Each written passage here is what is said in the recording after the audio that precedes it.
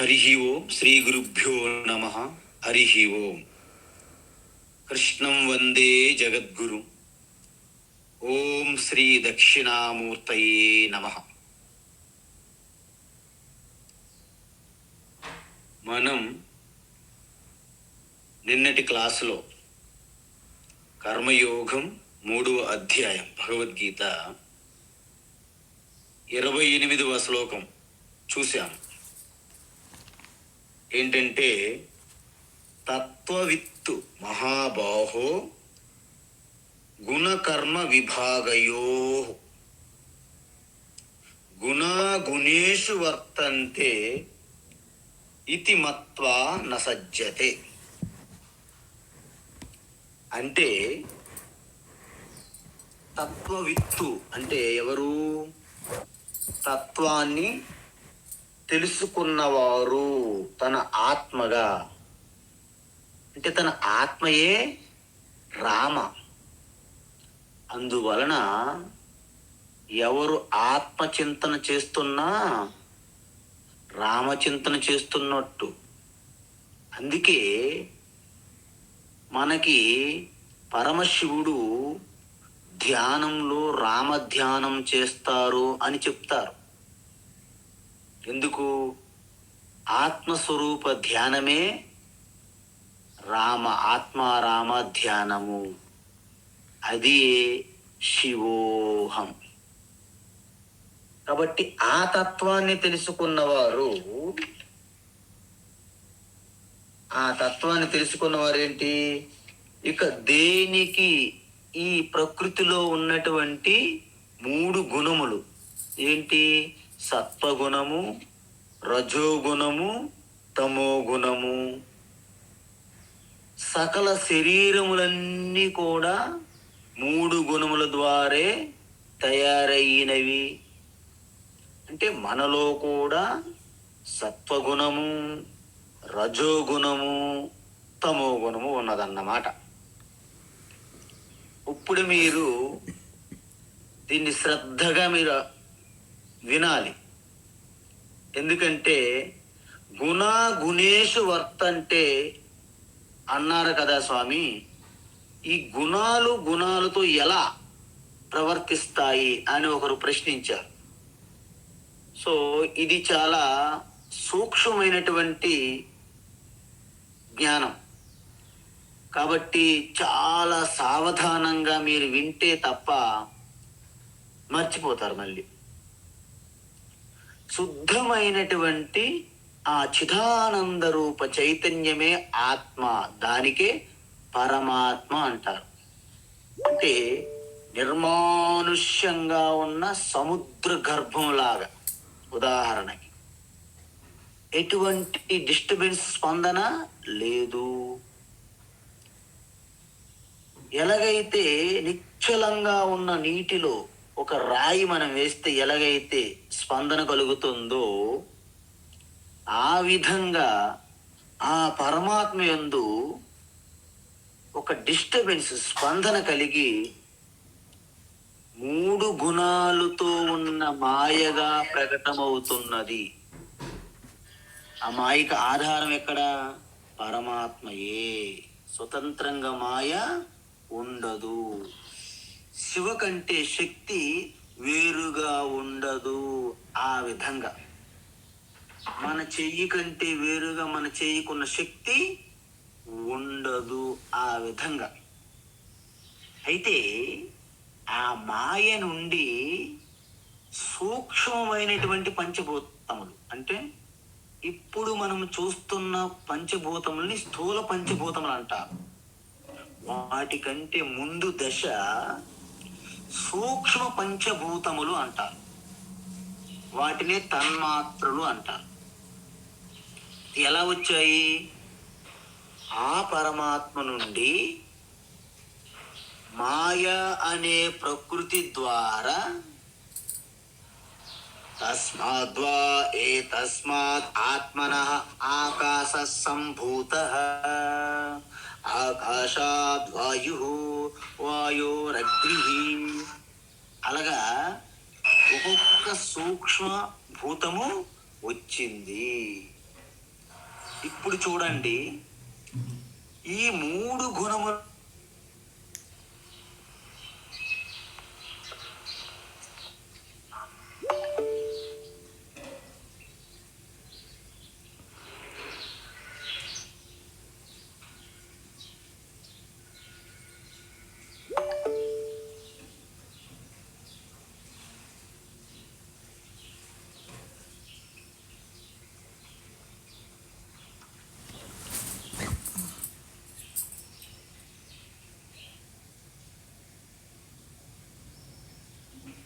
స్వామి voice break వచ్చింది.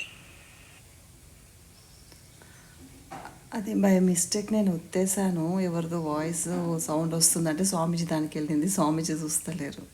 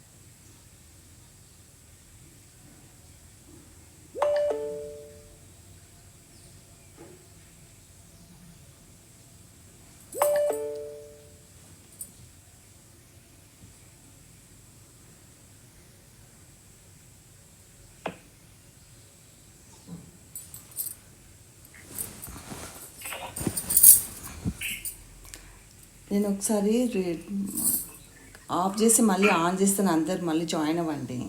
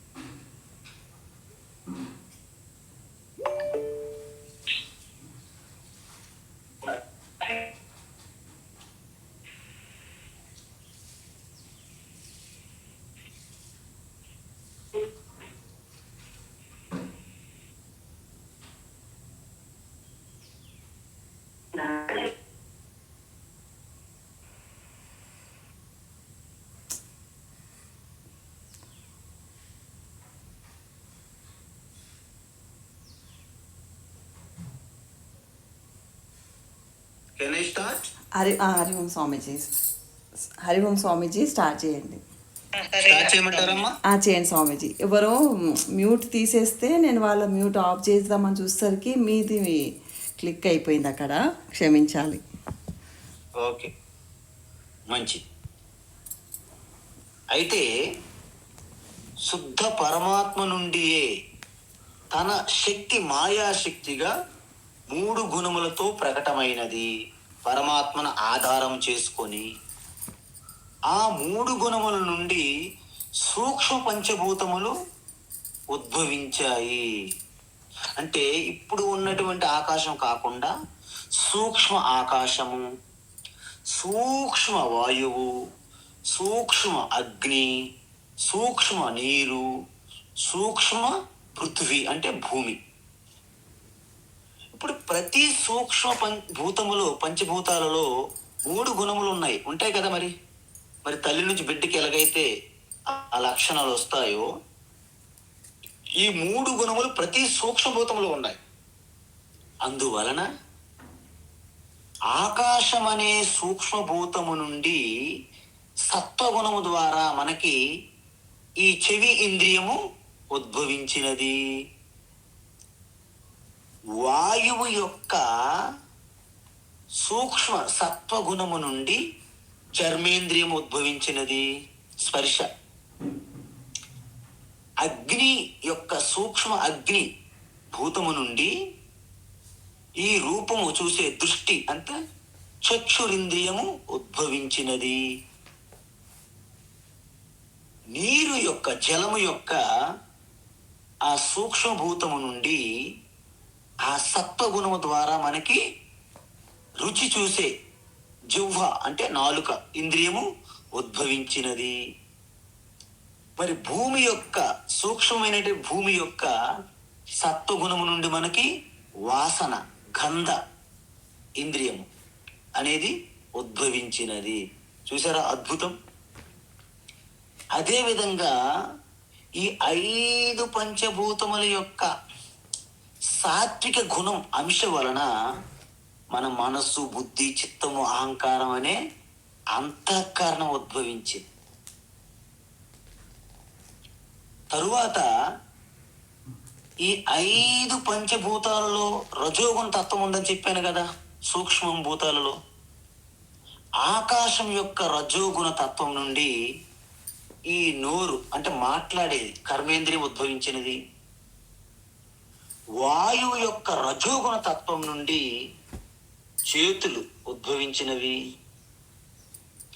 అగ్ని యొక్క రజోగుణ తత్వము నుండి పాదములు ఉద్భవించినవి. జలము యొక్క రజోగుణ తత్వము నుండి మనం మూత్ర విసర్జన అవయవం జననేంద్రియం అంటారు, అది ఉద్భవించినది. భూమి యొక్క రజోగుణము నుండి మనం మల విసర్జన చేసే కర్మేంద్రియం ఉద్భవించినది. ఇవన్నీ అద్భుతమైన రహస్యాలు, సృష్టి రహస్యం. అయితే ఈ పంచ సూక్ష్మభూతాల యొక్క సమష్టి తమోగుణం ఉన్నది కదా, దాని ద్వారా స్థూల శరీరం అనేది ఏర్పడింది. ఇప్పుడు చూడండి, ఒక శరీరం ఎలా ఏర్పడింది అనేది మనము చూసాం. ఈ సూక్ష్మంగా ఉన్నటువంటి పంచభూతములు మిక్సింగ్ అయ్యాయి అనుకోండి, దానిని పంచీకరణము అంటారు. ఆ పంచీకరణములు స్థూలమైనటువంటి పంచభూతములుగా తయారయ్యాయి. అందువలన ప్రతి పంచభూతాల్లో అవే 3 గుణములు ఉన్నాయి. ప్రతి శరీరములో కూడాను అవే 3 గుణములు ఉన్నాయి. అందువలన గుణాగుణేషు వర్తంతే. అందువలన ఈ గుణాలతో వ్యవహరిస్తున్నాయి కాబట్టి అన్నిటికీ మూలంలో ఉన్న ఆ పరమాత్మ స్వరూపమైనటువంటి శుద్ధమైన నేను, నాకు ఎటువంటి చలనము లేదు, ఎటువంటి వికారము లేదు అని ఎవరైతే తెలుసుకుంటారో వారు జీవన్ముక్తులు. అందుకే గుణాగుణేష వర్తంతే ఇతి మత్వా న సజ్జతే, ఇతి మత్వా న సజ్జతే అని వాళ్ళు ఎప్పుడైతే స్పష్టంగా తెలుసుకుంటారో, మత్వా అంటే తెలుసుకుంటారో, వారు వాటితో అటాచ్మెంట్ సంఘం పెట్టుకోరు. అయితే తర్వాత మనం ఏం చూసాము, ప్రకృతే గుణ సమ్మూఢా గుణకర్మసు సజ్జంతే తాన్ అకృత్స్న విధ మందాన్ కృత్స్న విత్ నవిచాలయేత్ అని అన్నారు. 29వ శ్లోకం ఏం చెప్పారు అంటే, ఈ ప్రకృతి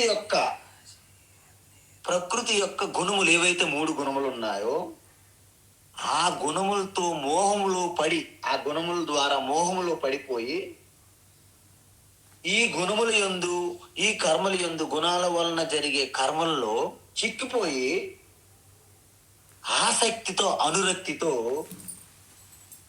అజ్ఞానులు అంటే మిడిమిడి జ్ఞానం అకృత్స్న విధ అంటారు వాళ్ళని. అకృత్స్న విత్ అంటే మిడిమిడి జ్ఞానం. చెప్పాను కదా, మిడిమిడి జ్ఞానం ఉన్నటువంటి జ్ఞానులుగా గురువులుగా చలామణి అవుతుంటారు సమాజంలో, వారిని ఆకృత్సన విధ అంటారు. మిడిమిడి జ్ఞానం కలిగి ఉన్నవారు మందాన్, మందబుద్ధులు అంటారు. వాళ్ళకి ఒక బిరుదు ఇచ్చారు శ్రీకృష్ణ. మందాన్ అంటే మందబుద్ధి కలిగిన వారు. అలాంటి మిడిమిడి జ్ఞానము కలిగి ఉన్న మందబుద్ధి కలిగిన వారు ఈ కర్మల్లో పడి ఆ గుణాలలో చిక్కుకొని కింద మీద పడుతుంటే, ఈ గుణములు ఈ ప్రకృతి కర్మలు స్పష్టంగా వివేకముతో తెలుసుకున్నవారు ఎవరు? వాళ్ళు కృత్స్నవిత్ అంటే సంపూర్ణ జ్ఞాన నిష్ఠలో ఉన్న జ్ఞానులు. నవిచాలయేత్ వారికి భ్రమకు గురి చేయకూడదు, ఇంకా భ్రమకు గురి చేయకూడదు. ఎందుకు? వాళ్ళు ఆల్రెడీ భ్రమలో ఉన్నారు. ఎలాగంటే చిన్న విషయం చెప్తాను వినండి. అసలే కోతి ఏంటండి? అసలే కోతి అంటే, కోతి అంటే ఎందుకు అన్నానంటే ఎక్కువగా చంచలత్వంగా ఉండేదాన్ని కోతి అంట. మీరు చూడండి, కాసేపు ప్రశాంతంగా కోతి ఉండదు. ఇలాగా ముక్కు దగ్గర లేకపోతే తల దగ్గర ఒంటికో ఇలాగా చేస్తూనే ఉంటది చేష్ట. అది కోతి స్వభావం. అందువలన అసలే కోతి. ఆ పైన ఏం చేసింది? బొంగు అంటే కళ్ళు త్రాగింది. అసలే కోతి కళ్ళు తాగింది తల ఉంటుంది, మరింత చంచలంగా ఉన్నది భ్రమలో. అయితే కళ్ళు తాగింది అక్కడితో ఆగిందా? దానికి తేలు కుట్టింది అనమాట. ఒక తేలు కాటు వేసింది. సో అసలే కోతి, ఆ పైన కళ్ళు తాగింది, ఆ పైన తేలు కుట్టింది. దానికి ఒక దెయ్యం అనే శక్తి ఆవరించింది పైన. ఇక అత్యంత చంచలంగా ఉన్న ఆ కోతి పైనుంచి అంత ఎత్తులో పెద్ద తాటికాయ పడింది దాని పైన. ఆ పరిస్థితి ఎలా ఉంటుందో ఆలోచించారు ఒకసారి, ఊహించండి మీరు. ఆ పరిస్థితి ఈ మిడిమిడి జ్ఞానంలో ఉన్నటువంటి మనుషుల పైన అలా పడుతుంది అనమాట. అలాంటి పరిస్థితి ఏర్పడుతుంది. అసలే మనము మిడిమిడి జ్ఞానంతో ఉన్నాము. ఒకరు అంటారు, మీరు 3 ద్వీపాలు వెలిగిస్తున్నారు, 3 ఒత్తులు వేయకూడదు, 2 ఒత్తులు వేయాలి అని ఒకరు అంటారు. ఒకరు అంటారు, మీరు ఈ టైంలో మీరు పారాయణం చేయకూడదు అని ఇంకొకరు అంటారు. ఇంకొకరు అంటారు, ఆడవాళ్ళు ఓంకారము భగవద్గీత చదవకూడదు అంటారు. ఇంకొకరు అంటారు, గురువు ద్వారా మంత్రం తీసుకుంటేనే మీరు ఉచ్చరించాలి, లేకుంటే ఉచ్చరించకూడదు అంటారు. ఇంకొకరు అంటారు, మీరు అలా ఉచ్చరిస్తే మీకు పాపము తగులుతుంది అంటారు. ఇలాగ అనేక రకములైనటువంటి మాటలు విని అసలే మనమేంటి, అసలు ముందే మన భ్రమలో ఉన్నాం. మరింత భ్రమలకు లోను చేస్తే మన పరిస్థితి ఎలా ఉంటుందో చెప్పండి. అసలే కోతి, కళ్ళు తాగింది, తేలు కుట్టింది, దెయ్యం ఆవరించింది, తాటికాయ పడిన పరిస్థితి ఉంటుందా లేదా? అందువలన అలాంటి వారికి తత్వం తెలుసుకున్నటువంటి జ్ఞానులు అంటే మీలాంటి వాళ్ళు, వాళ్ళకి భ్రమకి గురి చెయ్యకూడదు. అది చెయ్యి, ఇది తప్పు, అది తప్పు అని మనం వాళ్ళని భ్రమలో పెట్టకూడదు. అందువలన ఎందుకు మన అందరము చూస్తుంటాం, బాలస్తావత్ క్రీడాసక్తః తరుణాస్తావత్ తరుణీ సక్తః వృద్ధస్తావత్ చింతాసక్తః పరమే బ్రహ్మణి కోపి న సక్తః భజ గోవిందం భజ గోవిందం గోవిందం భజ మూఢమతే. శంకరాచార్య ఏమన్నారంటే, మన యొక్క విషయాలన్నీ ఆయన ముందే తెలుసు. అందుకే ఈ బాల్యంలో ఉన్నంత కాలము మనము కాలయాపన ఎలా చేస్తుంటాము? ఆటలు, ఆట వస్తువులు, వాటిపైన మన సమయం అంతా వృధా చేస్తాము. పోనీ కొంత యూత్, టీనేజర్స్ కొంత ఏజ్లోకి వచ్చారంటే అప్పుడేం చేస్తారు? మీరు చూడండి, అమీర్పేటలోను, పంజాగుట్లోను చూస్తే మనకు తెలుస్తోంది. అక్కడ ఉన్న హాస్టల్స్, కాలేజీల దగ్గర, క్యాంపస్ల దగ్గర పాపం తల్లిదండ్రులు అష్ట కష్టాలు పడి డబ్బులు పంపిస్తారు, మా బిడ్డలు బాగా చదువుకోవాలి సిటీలో అని. వాళ్ళు ఇక్కడ ఎంత తప్పుడు పనులు చేస్తూ ఆ యువతుల పైన ఆ మోహములు, ఆకర్షణలో పడి జీవితాలు నాశనం చేసుకుంటున్నారు. అంటే తరుణాస్తావ తరుణీ సత్తః. దీని అర్థం అంటే వాళ్ళు కాలయాపన చేసి ఆ యవ్వనమంతా వృధా చేస్తున్నారు. ఓని మన వయసు మళ్ళింది అంటే వృద్ధాప్యం వస్తున్నది, అప్పుడేనేమైనా మంచి పని చేస్తారా? ఎప్పుడు చూసినా ఆ మనవలు, ఆ మనవరాలు, ఈ కాలు పీకులు, ఈ కాలు నొప్పులు, ఈ దంతం బిగువలేదు, వినిపించట్లేదు, వాళ్ళు నా గురించి ఏమనుకుంటున్నారు, ఎవరు నన్ను అడగట్లేదు, నాతో మాట్లాడట్లేదు, నాకేంటో, ఎలా ఇప్పుడు చనిపోతానేమో ఈ మృత్యు భయముతో, ఈ రకరకాలైనటువంటి మోహం, అజ్ఞానంతో కూడిన చింతతోనే జీవితం కాలయాపన చేస్తారు వృద్ధాప్యం. మరి ఏ ఒక్కరైనా సరే నీ హృదయ స్పందనగా ఉన్నటువంటి ఆ పరమాత్మ, పరబ్రహ్మని ఎవరైనా చింతిస్తున్నారా? ఓపిన సక్త, ఎవరు కూడా దాని గురించి స్మరించట్లేదు అని శంకరాచార్య భజగోవిందంలో చెప్పారు. కాబట్టి ఈ విషయం మీద మనం చాలా అప్రమత్తంగా మనం సలహా ఇవ్వాలి మిడిమిడి జ్ఞానం ఉన్న వాళ్ళకి.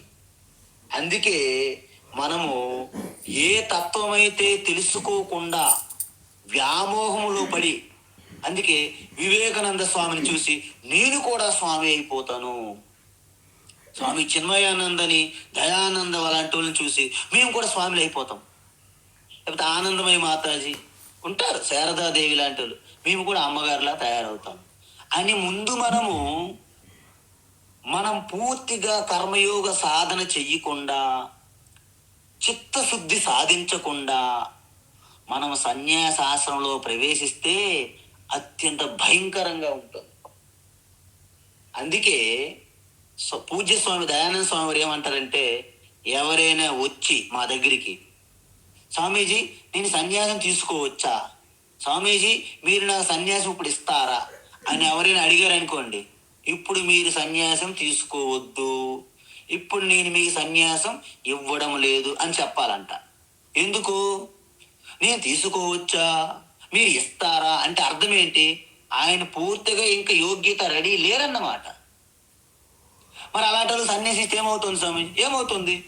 భయంకరమైనటువంటి పరిస్థితులు, విరుద్ధమైనటువంటి వాతావరణం మన చుట్టూ చూస్తున్నాము. కాషాయాంబర బహుకృత వేష, ఉదర నిమిత్తం బహుకృత వేష.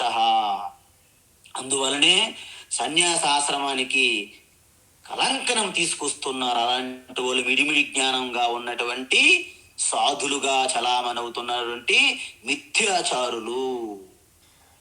మీకు చిన్న ఉదాహరణ చెప్తా. ఇలాగ మిడిమిడి జ్ఞానంగా ఉండి ఒక అతను సన్యాసం తీసుకున్నారు గురువు గారి దగ్గర. అయితే గురువు గారు ఏం చేశారంటే, నాయన నువ్వు ఇక్కడ మన చిన్న గుడిసె అంటే పాకలాగా ఉన్నటువంటి కుటీరం, ఇక్కడ నువ్వు శ్రద్ధగా నీ శ్రవణము, మననము, నిధిధ్యాసనం మాత్రమే చేసుకోవాలి. తస్మాత్ జాగ్రత్త అని హెచ్చరించారు గురువు గారు తీర్థయాత్రకు వెళ్ళారు. అలా కొన్ని రోజులకి ఈ యొక్క సన్యాసం తీసుకున్న స్వామి వస్తున్న గృహస్థు భక్తులకి ఒక విషయం చెప్పారు. అమ్మలారా, అయ్యులారా, నా కౌపీనం ఇక్కడ నేను ఉతికి ఆరబెడుతుంటే, ఏంటండి కౌపీనం అండి, మామూలుగా కాదు, మా చిన్న వస్తువు కాదు అది, కౌపీనం. ఇక్కడ ఎలుకలు వచ్చి ఇబ్బంది పెడుతున్నాయి కౌపీనాన్ని, ఎలాగా అని తన యొక్క బాధని వెళ్ళబుచ్చుకున్నాడు. ఎవరితో? గృహస్థు భక్తులతో. అయితే గురువు గారితోనే కొంచెం భక్తి శ్రద్ధతో వాళ్ళు ఏం సలహా ఇచ్చారు? గురువు గారు మీరేమి చింతించకండి. ఏంటి సలహా? మా దగ్గర మంచి పిల్లి ఉన్నది, పిల్లిని మీరు పెంచుకుంటే ఎలుకల బారి నుండి మీరు కాపాడుకోవచ్చు మీ యొక్క కౌపీనాన్ని. మరేంటి పెద్ద వస్తువు అది. ఓకే, మంచిది, మంచి ఐడియా. పిల్లి ఇచ్చారు, పిల్లి పెంచుతున్నాడు. కానీ పిల్లికి పాలు కావాలి కదా, పాలు ఎక్కడి నుంచి తెస్తాడు స్వామి సన్యాసి? మళ్ళీ చెప్పాడు వాడికి, పిల్లికి ఆహారము లేదు, పాలు కావాలి. గురువుగారు మీరేం కంగారు పడకండి, మా దగ్గర ఒక గోవు ఉన్నది, మీ కుటీరం దగ్గర గోవు పెడతాము. గోవు పాలిస్తుంది కదా, పిల్లికి పెడతారు. పిల్లి ఉంటది కదా, ఎలుకల నుండి మీకు రక్షిస్తుంది. ఓకే, చాలా మంచిది, అద్భుతం ఐడియా. సో గో ఉన్నది, గోశాలలాగా ఒక పాక ఎక్స్ట్రా కట్టారు పక్కన. సో దానికి గోవుకి సేవ చేయాలంటే ఒక్క స్వామి చేయలేడు కదా, ఎవరో భక్తులు సహాయం చేయాలి కదా. ఎప్పుడు ఒక అమ్మగారు ఎవరు వస్తున్నారు, ఒక్కొక్కరు మారుతూ వస్తున్నారు, అక్కడ సేవ చేస్తున్నారు, గోసేవ, భక్తులు సత్సంగాలు అన్నీ అవుతున్నాయి. ఒక రోజు సాయంత్రం పూట తుఫాన్ వచ్చింది, బాగా తుఫాన్, భారీ వర్షం, ఇక చీకటి అయిపోయింది. ఒక అమ్మగారు ఆ గోవుకి దానా అన్ని తీసుకొస్తూ, ఆ గోశాల శుభ్రం చేస్తూ, స్వామివారికి సేవ చేస్తూ ఆసనలో ఉన్నారు. వర్షము, తుఫాను. గురువు గారు అన్నారు, అమ్మ ఏమా మీరు ఇక మరి ఇక్కడే రెస్ట్ తీసుకోండి, మరి రాత్రి వెళ్ళలేరు ఈ తుఫాన్లో, రేపు ఉదయం వెళ్తురు కానీ. ఉన్నదే ఒకటే కుటీరం, చిన్న పాక. అసలే వీడికి మిడిమిడి జ్ఞానం, పూర్తి స్థాయి సన్యాసం కాకుండానే వివేకానంద స్వామి, చిన్మయానంద, దయానంద లాంటి వాళ్ళని చూసి తీసుకున్నాడు పాపం గాబర్లో సన్యాసం. కాబట్టి ఎలాగ సన్యాసం తన యొక్క జీవనం అనేది తెలియట్లేదు, కర్తవ్యం. అందువలన మరి ఆ రాత్రి కుటీరములోనే భక్తులతో పాటు ఉన్నాడు ఆయన. భక్తులంటే ఒకరే, గోసేవ చేసిన వారు. తర్వాత ఏం జరుగుతుంది, ప్రకృతి నిర్ణయిస్తుంది ఏమి జరుగుతుంది అనేది. అప్పుడు మిగతా వాళ్ళందరూ ఏంటి, ఇకన వారిని మీతో పాటే ఉంచుకోవాలి, ఇంకేముంది, ఉంచుకున్నారు. కొన్ని రోజులకి ఒక బిడ్డ పుట్టాడు, ఓకే మంచిది.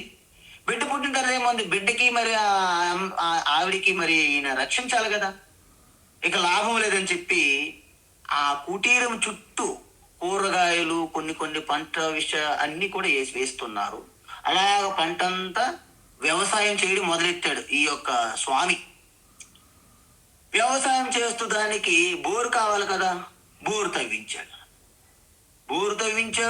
ఒక ట్రాక్టర్ ఉండాలి మరి మొత్తం పొలం పని చేయడానికి. ఇక అక్కడ ఒక షెడ్, ఒక బిల్డింగు అన్ని తయారయ్యాయి. మొత్తం అదంతా ఒక ఫామ్ హౌస్ లా తయారయ్యి, మొత్తము ఒక ఉద్యానవనము, ఒక గార్డెను, ఒక కూరగాయలుగా ఉన్నటువంటిది, అంత అద్భుతంగా ఉన్నది. కొన్ని సంవత్సరముల తర్వాత గురువు గారు అక్కడ వచ్చి వెతుకుతున్నాడు, ఎక్కడ కుటీరం, ఎక్కడ శిష్యులు, ఇంకెక్కడ. కుటీరం కాస్త మారిపోయి ఫామ్ హౌస్ లకు అద్భుతమైన నందనవనము, చందనవనంగా తయారైనది. గురువుగా ఉన్నాడు కాస్త అద్భుతమైనటువంటి మహా సంసారిగా అయినటువంటి గృహస్థిగా తయారయ్యాడు. చూసారా, కౌపీన రక్షణ కోసం వెళ్ళి ఎంతటి ఆ యొక్క పాము మింగినటువంటి వైకుంఠపాలిలా పడ్డారు. అందువలన మిడిమిడి జ్ఞానముతో మనం ఏది చేసినా భయంకరమైనటువంటి పరిణామాలు మనము పొందక తప్పదు. తస్మాత్ జాగ్రత్తని కృష్ణ పరమాత్మ చెబుతున్నారు. అయితే మరి దీని నుండి మీరు బయటపడాలంటే ఏంటి? బయటపడాలంటే ఒకటే మార్గం. 2వ అధ్యాయములో 11వ శ్లోకము నుండి, నజాయతే మ్రియతే వా కదాచిత్ నాయం భూత్వా భవితా వా న భూయః అజో నిత్య శాశ్వతోయం పురాణః న హన్యతే అన్యమానే శరీరే. ఈ ఆత్మతత్వం చిదానంద రూప శివోహం అని తెలుసుకొని నిత్య చింతనతో చేస్తూ ప్రతి కర్మ, ప్రతి చేష్ట, ప్రతి మాట, ప్రతి ఆలోచన వెనక ఆత్మస్వరూపంగా ఆత్మారామ కొలువై ఉన్నారు. చిదానంద రూప శివయే ఆత్మగా వ్యాపించి ఉన్నారు. అందుకే శివుని ఆజ్ఞ లేనిది చీమైనా కుట్టదు అంటే దాని అర్థం ఏంటంటే కంకర యందు శంకర కొలువై ఉన్నాడని అర్థమే. కాబట్టి అది తెలుసుకుంటే ఆ దృఢమైనటువంటి జ్ఞాన నిష్ట ద్వారా మీరు ఏది చేసినా అది ధర్మ కార్యము అవుతుంది. ధర్మకార్యం అంటే గంటపాటు గురువు గారి దగ్గర ధర్మ ఉపదేశం విన్నాను అంటే ధర్మం కాదండి. మీ హృదయము ప్రేమ కరుణతో నిండిపోయి ఆ ప్రేమ కరుణతో మీరు చేసే కార్యం ఏదైనా ధర్మ కార్యం అయ్యింది. మీకు చిన్న ఉదాహరణ చెప్తాను. ఇక్కడ 5 పంచ పాండవులకి వివాహం ఆడవలసిన వచ్చిన సందర్భంలో ఆ మహాతల్లి ద్రౌపది హృదయంలో ప్రేమ కరుణ జాలి దయ నిండిపోయినాయి. ఎందుకు?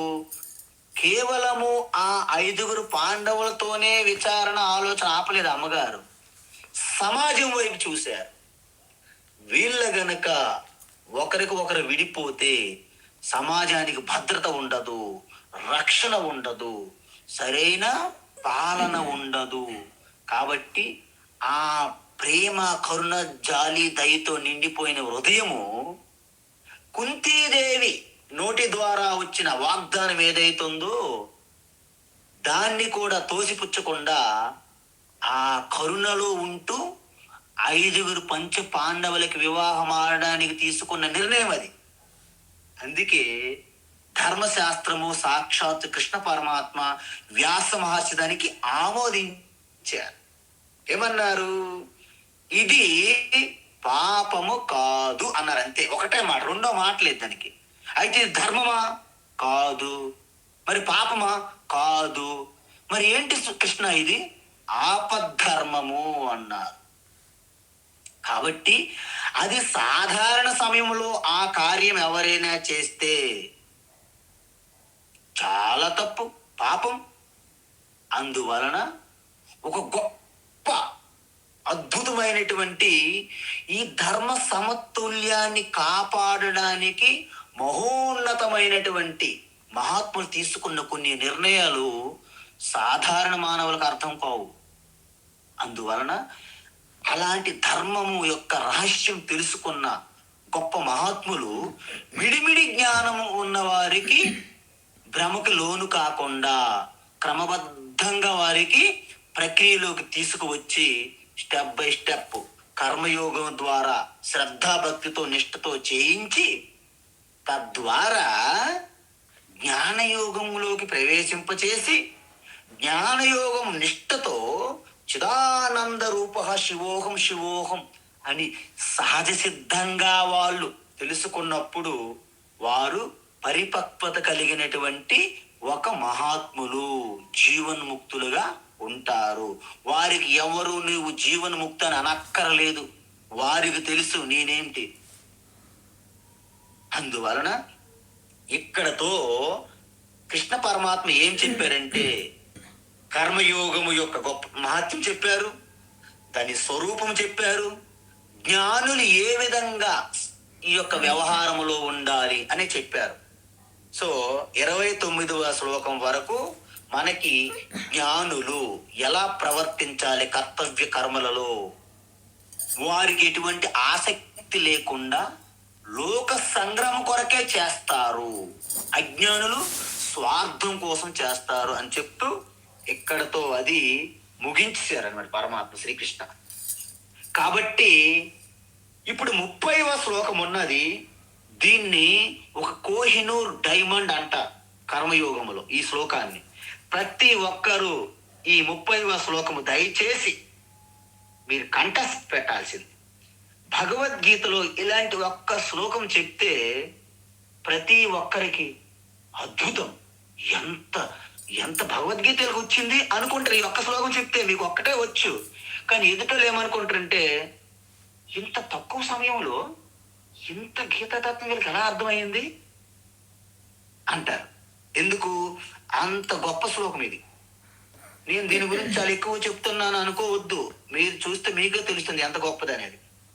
అయితే ఎందుకు ఈ గొప్ప శ్లోకం అంటే ఈ శ్లోకముతో కర్మయోగాన్ని మొత్తము సమ్మరైజ్ చేసేస్తున్నారు శ్రీకృష్ణ పరమాత్మ. సమ్మరైజ్ అంటారు తెలుసు కదా, సారాంశం అంటే హైలైట్స్ చెప్తారు. ఆల్ ఇండియా రేడియోలో ఫస్ట్ హైలైట్స్ మొత్తం వివరిస్తారు. మళ్ళీ ఆఖరిలో ఏం చెప్తారు, మళ్ళీ హైలైట్స్, చదువుతున్నది విలియమ్స్, ఏదో ఒక పేరు చెప్తారు. అలాగా ఈ 30వ శ్లోకం అనేది కర్మయోగానికి మళ్ళా సమ్మరీ.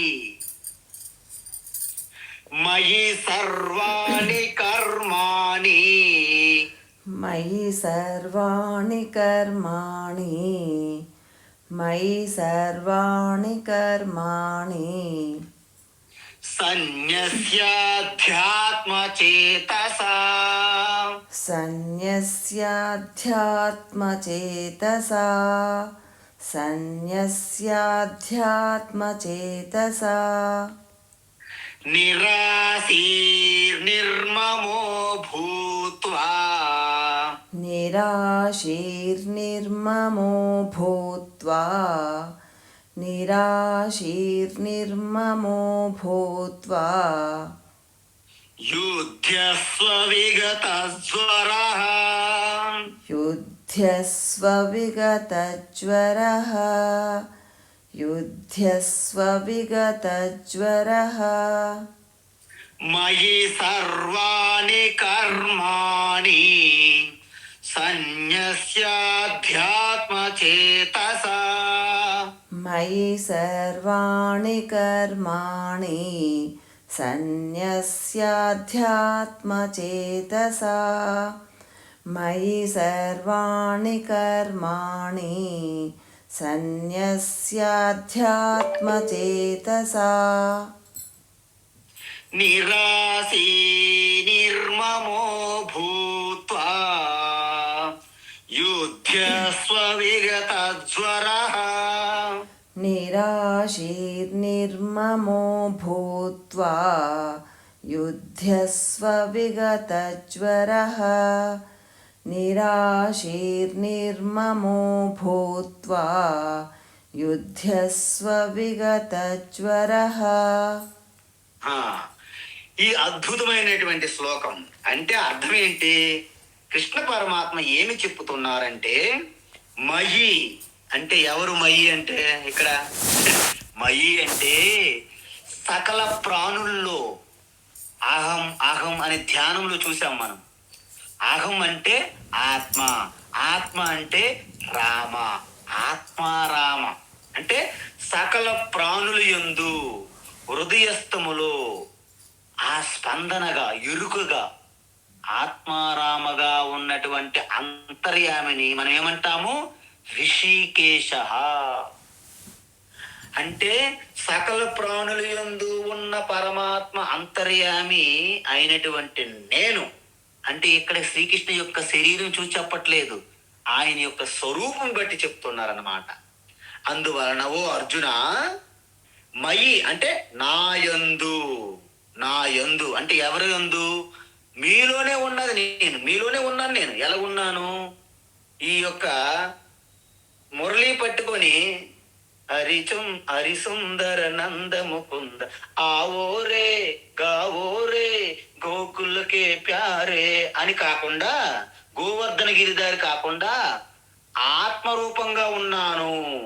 దాని యందు మీరు సమర్పించి, ఏంటి సమర్పించాలి? సర్వాణి కర్మాణి అంటే మీరు చేసినటువంటి కర్మలు. ఎన్ని రకాల కర్మలు ఉంటాయి? మానసిక కర్మ అంటాం, అంటే మనస్ ద్వారా చేసే చింతనని కూడా ఒక కర్మయే. అందుకే జపము, పారాయణ ఇవన్నీ కూడా కర్మలే. ఈవెన్ ధ్యానం కూడా మానసిక కర్మ, అది మీరు తెలుసుకోవాలి. కాబట్టి మనస్ ద్వారా చేసే కర్మ కానీ, వాక్ అంటే మాటలు, అంటే చూడండి మనం జపం చేస్తాము, పారాయణం చేస్తాము, ఇవన్నీ వాచక కర్మ అంటారు. తర్వాత మన కాళ్ళు చేతుల ద్వారా అనేక కర్మలు చేస్తాం. అంటే శరీరము ద్వారా, వాక్కుల ద్వారా, మనస్సు ద్వారా, ఈ మూడింటి ద్వారా చేసే సకల కర్మలు, సమస్త కర్మలను ఆత్మస్వరూపంగా మీలోనే ఉన్న నాకు సమర్పించి, అంటే సన్యస్య అంటే సమర్పించి, నిరాశీ అంటే ఏంటి? ఇక్కడ మీకు నిరాశి అంటే అర్థం ఏంటంటే విరక్తి అని అర్థం. అంటే ఏంటి విరక్తి? నేను చిన్న పిల్లప్పుడు బెలూను కావాలి, మార్బులు కావాలి, ఒకటే మారాం చేసేవాడిని మా అమ్మతో. కానీ ఇప్పుడు నాకు ఆ మార్బుల్స్ మీద, బెలూన్స్ పైన కూడా ఎటువంటి ఆసక్తి లేదు. ఎందుకు? నేను వివేకముతో ఎంతో పరిణితి చెందాను. అంటే ఇప్పుడు బెలూన్ల పైన, మార్బుల్స్ పైన నాకు కలిగేదేంటి? నిరాశీ. ఎటువంటి ఆశ, కోరిక లేదు. అమ్మ మార్బుల్ తెచ్చుకొని దాచుకుందాం. నేనేమో పీజీ చదువుతున్నా, మార్బుల్స్ బెలూన్లు నా వెంట తీసుకుని వెళ్తే క్యాంపస్లో ఉన్న వారందరూ నవ్వి పోసుకుంటారు. కాబట్టి నాకు వాటి మీద నిరాశీ కలిగింది. ఇంకేంటి? నిర్మమః అంటే ఇక్కడ ఒక గొప్ప పదం చెప్పారు కృష్ణ పరమాత్మ. ఏంటది? అధ్యాత్మ చేతసా. అధ్యాత్మ చేతస అంటే వివేకమైనటువంటి బుద్ధి. అంటే ఏంటి వివేకమైన బుద్ధి? అంటే ఏది శాశ్వతము, ఏది అశాశ్వతము, ఏది తాత్కాలికము, ఏది అనిత్యము, ఏది నిత్యము. మీరు చూడండి, మన అందరం కూడా శాశ్వతము నిత్యమైనది ఆత్మారామం. కానీ మనమేం చేస్తున్నాము? నిత్యము మారిపోతున్న వ్యక్తుల పైన, నిత్యము మారుతున్నటువంటి వస్తువుల పైన, నిరంతరం మారుతున్నటువంటి ప్రపంచం పైన మనము ఆధారపడి మారొద్దు మారొద్దు అని మారాం చేస్తున్నాం. మనం దేన్ని? మారుతూ ఉన్న స్వభావం కలిగిన ప్రపంచాన్ని మనం పట్టుకొని మారొద్దు అంటున్నాం. అంటే ఎలాగా? నేను ప్రాణ స్నేహితుడిగా నమ్ముకున్నాను, కానీ నువ్వు మారిపోయావు అంటాం మనం. మారిపోవడం వారి స్వభావం కదా. మీరు మారొద్దంటే ఎలాగా? మనస్సు మారిపోయే స్వభావమే, బుద్ధి మారిపోయే స్వభావం, బుద్ధి మొత్తం మొత్తం ప్రపంచం మారిపోతుంది, ప్రకృతి. అందువలన సీతాదేవి శాశ్వతము, నిత్యానందము, పరమానందం, బ్రహ్మానందం, ఆత్మారామని మరిచి మారిపోతూ ఉన్న మారీచైనటువంటి బంగారులేని పట్టుకోవడం వల్ల ఏం జరిగింది? లంకలో వీళ్ళు పడ్డారు. అది ఒక పెద్ద కుంపటి. కాబట్టి మనం ఒకటి గమనించుకోవాలి. ఏంటంటే, నా బుద్ధి మనస్సే నిత్యము మారిపోతుంటే ఇక ప్రపంచాన్ని నేను ఏ విధంగా ఎక్స్పెక్ట్ చేస్తాను? మారుద్దని. కాబట్టి మారుతున్న ప్రపంచం వైపు మీరు దిగులు చెందాల్సిన పని లేదు. కానీ ప్రపంచమునకు, నాకు, ఈ యొక్క బుద్ధి, మనసు, ఇంద్రియం, శరీరానికి ఆధారంగా ఉన్నది సమానమైన ఒక ఆత్మ పరమాత్మ ఉన్నది. అది మారదు. దాన్ని మీరు పట్టుకోవాలి గట్టిగా. అది పట్టుకోవాలంటే ఈ మారుతున్నది, ఈ మారనిది మధ్య వివేక బుద్ధి కావాలి. దానినే అధ్యాత్మ చేతస అన్నారు. అంటే ఆ వివేక బుద్ధి ద్వారా సర్వాణి కర్మాని మయి అంటే పరమాత్మ యందు సన్యస్య. అయితే అప్పుడు ఏమవుతుంది? నిరాశీ అంటే ఎటువంటి ఆసక్తి, రాగము లేకుండా, నిర్మమ ఎటువంటి నాది నాది నాది అనే మమకారం కూడా పోయి, విగత జ్వర అంటే ఎటువంటి అంటే సంతాపముతో చిక్కిపోతున్నటువంటి, మండిపోతున్న, తప్పించిపోతున్నటువంటి దాన్ని, ఆ గుణం మీలో ఉండదు. అంటే జ్వరం కలిగినప్పుడు ఎలాగైతే మన శరీరం కాలిపోతుందో అలాంటి జ్వరము మీకు అంటదు. ఎందుకు? మీరు ఆత్మస్వరూపములో నిష్టలో ఉన్నారు. యాజ్ఞవల్కి అంటారు, ఆత్మానం చేత్ విజానీయాత్ అయం అస్మీతి పూరుష. మనం ధ్యానంలో చెప్పాము, అహమస్మి నేను ఉన్నాను, అహమస్మి నేను ఉన్నాను. సో అయమస్మీతి పూరుష, ఎవరైతే నేను ఉన్నాననే శుద్ధ ఆత్మలో నిలిచి ఉంటారో, కిమిచ్చన్ కస్య కామాయ, దేనికోసం కోరికలు పెట్టుకుంటారు? ఎవరి కోసం కోరికలు పెట్టుకుంటారు? ఎవరి కోసం ఈ మారుతున్నటువంటి రోగాలుగా పడిపోతున్నటువంటి శరీరాన్ని అంటిపెట్టుకుంటారు? ఎవరి కోసం, ఎందుకోసం అని ప్రశ్నించాడు ఆయన. కాబట్టి ఈ విధంగా ఎవరైతే ఈ యొక్క యథార్థ సత్యాన్ని గుర్తిస్తారో వారు అసలైనటువంటి బ్రాహ్మణ అని మీకు మొదట చెప్పాను ఇంతకు ముందు.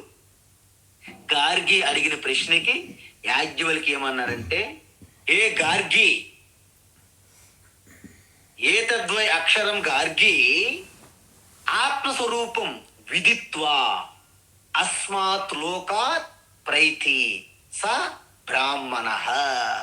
గార్గి శరీర త్యాగం చేసే ముందే తన ఆత్మారామ చిదానంద రూప స్వరూపాన్ని తెలుసుకుంటారో వారు అసలైన బ్రాహ్మణుడు. కానీ శరీర త్యాగం చేసే ముందే ఎవరైతే ఆ సత్యాన్ని తెలుసుకోకుండా శరీర త్యాగం చేస్తారో వారు కృపణులు, అంటే అత్యంత దీనులు. తెలుసుకోవడానికి శక్తి, సామర్థ్యం, బుద్ధి ఉన్నప్పటికీ తెలుసుకోలేదు. డబ్బులు ఉన్నప్పటికీ ఖర్చు పెట్టరు. వారే దీనులు, కృపణులు, లోబిలు అంటారు, లోబులు. కాబట్టి ఈ యొక్క శ్లోకము ద్వారా కృష్ణ పరమాత్మ మనకి అద్భుతమైనటువంటి ఒక ప్రోగ్రాం, ఫైవ్ పాయింట్స్ ప్రోగ్రామ్ అంటారు దీన్ని. అంటే 5 సూత్రాలతో కూడుకున్న ఒక ప్రాజెక్ట్ మనకి ఇచ్చారనమాట. ఏంటి 5 అంటే, మొట్టమొదటి పాయింట్ వివేక బుద్ధి, రెండవ పాయింట్ ఈశ్వరార్పణ బుద్ధితో కర్మలు చేయడము, మూడవ ప్రసాద బుద్ధి, 4 అంటే ఇక్కడ మమకారం లేకపోవడం అంటే అమానిత్వము, 5 సమత్వము.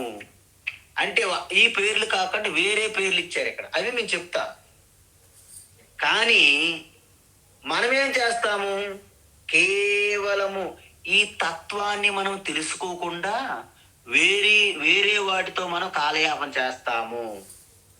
ఆహారార్థం కర్మ కుర్యాత్ అజస్రం అంటారు. అంటే ఏంటి, ఆహారం మనకి అంటే శరీర పోషణ కోసం మనము కర్మ చెయ్యాలి. అజస్రం అంటే కంటిన్యూస్ గా మనము చేస్తూ ఉండాలి. స్యాత్ ఆహారం దేనికోసము మనము ఆహారము ప్రాణ సంధానార్థం, అంటే ప్రాణధార అంటే ఏదంటే ప్రాణం ఉచ్ఛ్వాస నిశ్వాస వస్తూ పోతుంది కదా, ఆ ప్రాణం నిలబడాలంటే మనము ఆహారం తినాలి. ఇంతకీ ప్రాణం ఎందుకండి మీకు ప్రాణధార? ప్రాణధార్య తత్వ జిజ్ఞాసనార్థం అన్నారు మహాత్ములు. అంటే ఈ ప్రాణం నీకు ఎందుకు ఉందంటే నీ స్వరూపతత్వం తెలుసుకోవాలనే జిజ్ఞాస కొరకే ఈ ప్రాణం ఉండాలి అని కోరుకుంటున్నారు మహాత్ములు. మరి ఈ తత్వ జిజ్ఞాసార్థం దేనికోసము? నా ఆత్మస్వరూపతత్వం తెలుసుకొని మోక్షం పొందడానికి. ఆహారార్థం కర్మ కుర్యాత్ అజస్త్రం స్యాత్ ఆహార ప్రాణ సంధానార్థం ప్రాణాధార్య తత్వ జిజ్ఞాసనార్థం తత్వం జ్ఞేయం ఏన భూయో న దుఃఖం. అంటే ఎవరైతే తత్వం తెలుసుకుంటారో మళ్ళీ జీవితంలో దుఃఖ సాగరంలో పడరు అని చెప్తున్నారు మహాత్ములు. అయితే ఇక్కడ తత్వజ్ఞానం తెలుసుకోవడానికి మొట్టమొదటి పాదము ఏమిటి? ఏమన్నారు?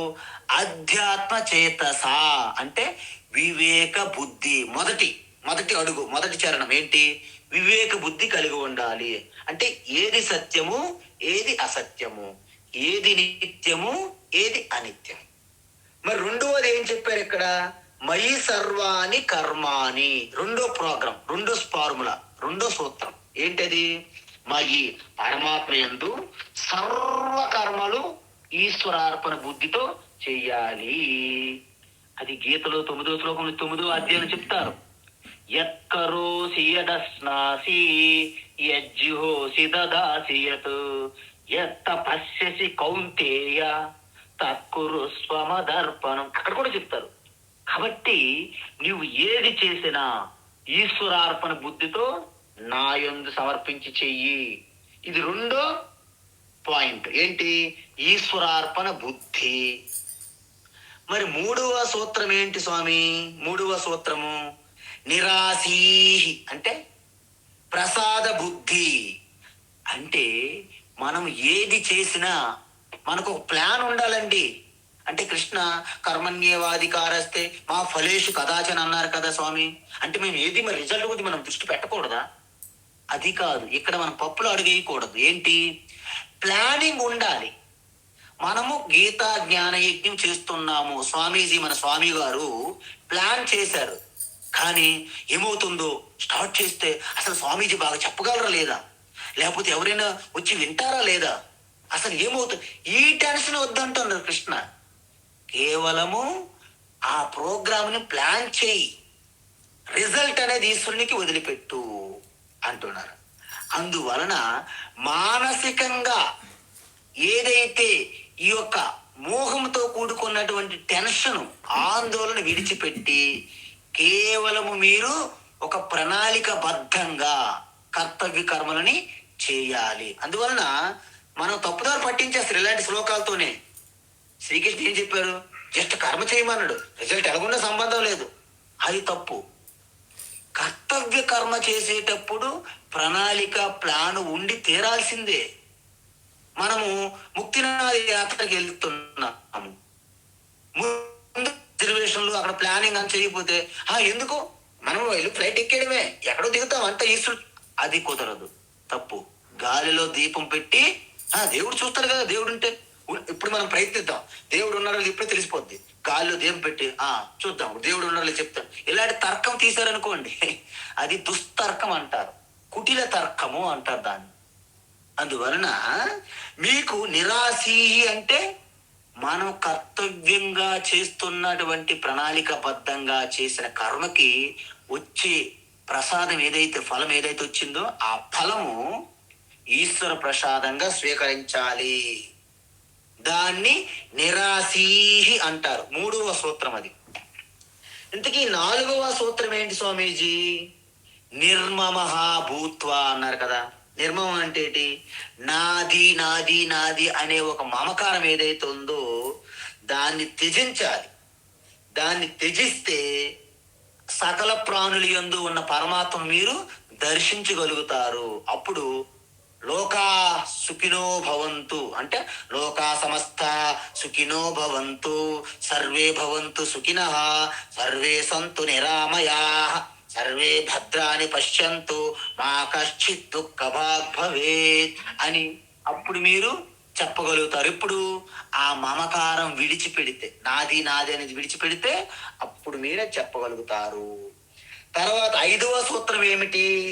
సమత్వం అంటే విగత జ్వర. ఈ జ్వరం అంటే ఏంటంటే, జ్వరం అంటే ఇది మీరు మనకి నాకు జ్వరం వచ్చింది స్వామి, జ్వరం కాదు.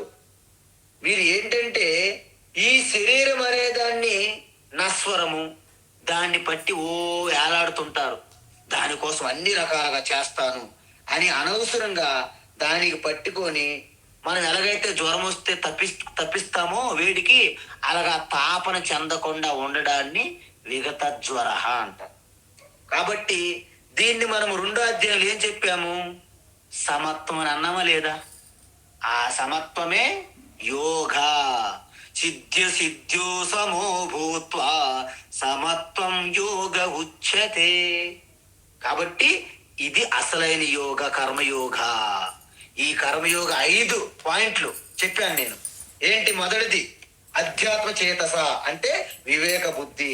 2వది మయి సర్వాణి కర్మాని సన్యస్య ఈశ్వరార్పణ బుద్ధి. 3వది నిరాశీ అంటే ఈశ్వర ప్రసాద బుద్ధి. 4వది నిర్మమః ఎటువంటి మమకారం లేకపోవడము అంటే అమానిత్వం, అంటే ఎటువంటి మానిత్వము, దంభము దర్పము లేకుండా. 5వది విగత జ్వర అంటే సమత్వ బుద్ధి. రేపు దీనిపైన కన్క్లూజన్ చెప్పి ముందుకు వెళ్దాం. హరి ఓం తత్సత్. సర్వం శ్రీకృష్ణార్పణమస్తు.